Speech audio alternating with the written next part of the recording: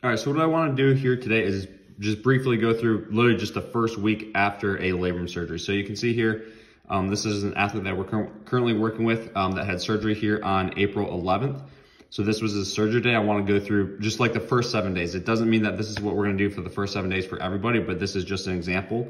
So day one after, we have lower body joint moves. We're doing each one for a set of 50.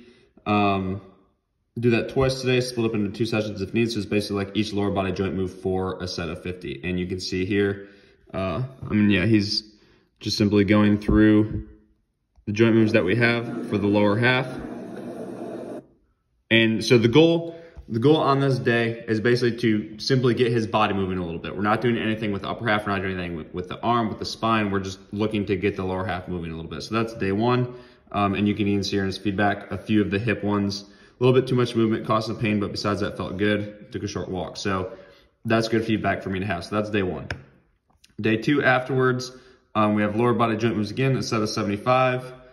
Made a note on the hip ones, able to do all without discomfort, should be ready to up the intensity tomorrow. So here, again, he's giving me that feedback of like, okay, we did the same thing as yesterday, but today it feels like my body's responding better. So even like what I take from that is day one here, it's good to have this day here because we're starting to ask the body what it's ready to do. And once we start to do that, then the body starts to understand, oh, you still want to move. Versus like if we just don't do anything on this first day right after surgery, then that day now becomes this day. Because if we just sit around on this day, now like this day is the first time that your body starts to understand, oh, you want me to move a little bit. And so we're probably still gonna have a little bit of that discomfort. By doing it on that first day, we then allow on the second day for it to be like, okay, we're doing a little bit better. And I understand that you want me to move a little bit. So we had session one, which was the lower body joint moves. Session two, we went into upper body joint moves. We only did, so on the non-affected arm, we did all moves for a set of 50. On the affected arm, we did wrist and finger moves for 2 sets of 50 reps. So we weren't in elbow and shoulder. We'll just depend keeping communication on this. So he mentioned left arm felt good, right arm felt okay.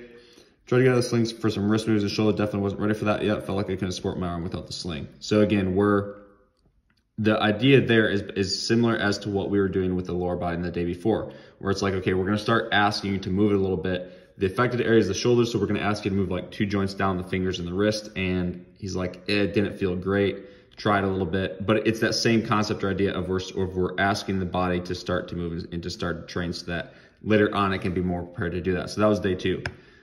This is day three. We have lower body joint moves again for a set of 100, more intensity. No notes on that, so he's doing pretty well with those now. And then upper body joint moves, we have left arm or non-affected arm all 1 by 75. Then right arm, fingers and wrist 2 by 75. Again, elbow and shoulder just depend. We'll keep in communication on that. And you can see in the actual demo video today, he has a sling off. So like again, the day before he said like the sling, it didn't feel great to take out of the sling, and now today he has a sling off. So that's why we want to start to ask those questions. So that's day three. Day four here, we have spinal hygiene, set of 10 minutes for each. So that's 60 total minutes of work there. And then as well as 2A fingers, 3A wrist and elbow moves, 6 sets of 50, because on this previous day, we saw that he was doing the elbow moves pretty well. Then shoulder moves, 2 sets of 25, not pushing it too much, etc. So we start to move the shoulder a little bit here on day 4. Day 5, we have session 1. We start to work into a little bit more, not just joint moves with the lower half. So we have slow lowers with the lunge and the hinge, 60 seconds down, so not too long. So we're not trying to like fully exert him yet. And then finish after that with some hip and some toe moves for session 1. And then for session 2, we have upper body at the fingers and wrist. We're really turning that up in terms of the volume there. Elbow moves and then shoulder moves. Left arm so non-affected arm go 1 by 75. Right arm, simply lift it anterior, lateral, and behind, just doing what he can. So no, felt much better, gained some range of motion from set 1 to 6, feeling like he can actually move. So we got, yeah, this is like the movement that he had roughly here on day 5 as he was going through them. Go back up here. So we're really just starting to ask like, hey, what do you have here on day 5? Day 6, we have the session where we are repeating it twice. basically upper body joint moves, and we're starting to get into the shoulder a little bit. So felt good, a little tender, but nothing painful. A huge improvement from first session, got his first 90 degrees. So this is literally, I mean, you saw the movement that he had the day before. Let's see if we can go. You're starting to get a couple more inches here, and then even up in front, getting a little bit closer. And then I believe that this one, maybe, here is where he said like his first 90 degrees. So not moving perfect by any means there, but it's like, we're just, again, it's that idea of we start to ask the body a little bit what it can do, and then we'll see over time that like the next time that we come to ask it, it's going to perform much better, but we have to ask it in the first place, and that might come with a little bit of discomfort. We're not trying to push through any discomfort that's not ready for, etc., but we do want to start to ask the question.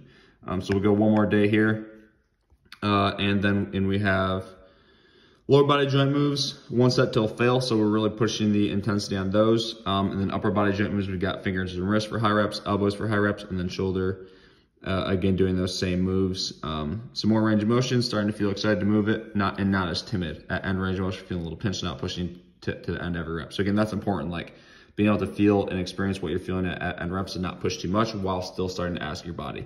And the cool part here was like starting to feel excited to move it and not as timid. So again, that happens when you start to ask the body what it's ready to do, instead of just like sitting there not doing anything, because then it starts to understand, or you start to like, as you start to be able to move it, you'll start to, as you said, like get excited, not be as timid because like when we move it, as he's going through and moving this, like, oh, don't want to do that. But as he's going through and moving that, all right, well, this is a different, so as he's going through and moving that, we're sending information, hopefully I'm in the picture, we're sending information from that body part to his brain, and he's just building that feedback loop where that level of how timid he is will start to go down because he's starting to actually get information on what's happening there. So that's brief example of how we go through, or just, that's not all the time how I go through the first week. That's just one example of how I went through the first week and how we progressed during that.